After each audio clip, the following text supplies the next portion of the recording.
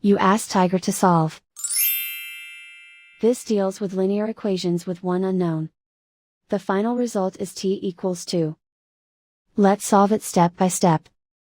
Group all t terms on the left side of the equation. Subtract 6t from both sides. Group like terms. Simplify the arithmetic. Group like terms. Simplify the arithmetic. Group all constants on the right side of the equation. Add 5 to both sides. Simplify the arithmetic.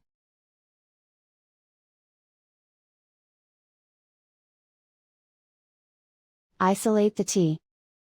Divide both sides by 2. Simplify the fraction.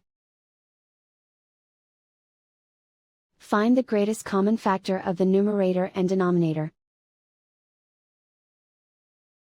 Factor out and cancel the greatest common factor.